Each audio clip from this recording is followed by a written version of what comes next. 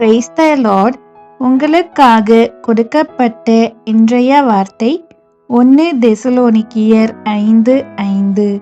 நீங்கள் எல்லாரும் வெளிச்சத்தின் பிள்ளைகளும் பகலின் பிள்ளைகளுமாயிருக்கிறீர்கள்.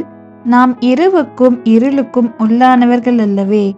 கர்த்தருக்குள் பிரியமானவர்களே, நாம் எல்லாரும் வெளிச்சத்தின் பிள்ளைகளும் பகலின் பிள்ளைகளுமாயிருக்கிறோம்.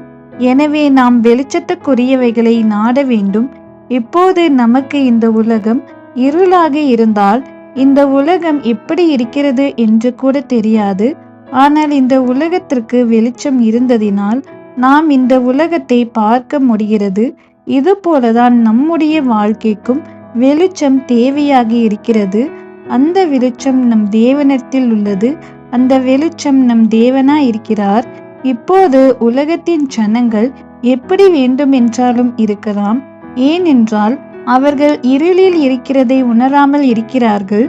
ஆனால் நம் வெளிச்சத்துக்குரியவர்கள், இப்போது நீங்கள் தேவனை அறிந்தவர்களாயிருந்து எனக்கு இருளான வாழ்க்கைதான் வேண்டும் என்று நினைப்பீர்கள்.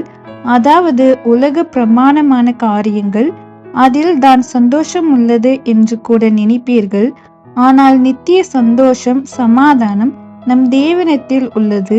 நீங்கள் மற்றவர்களைப் போல் இல்லாமல் இருளில் இருக்கிற ஜனங்களுக்கு இந்த தேவனுடைய வார்த்தை என்கிற வெளிச்சத்தை சொல்லுங்கள். தேவன் உங்கள் வாழ்வில் வெளிச்சமாக வந்து பெரிய காரியங்களை செய்வார். ஆமேன்.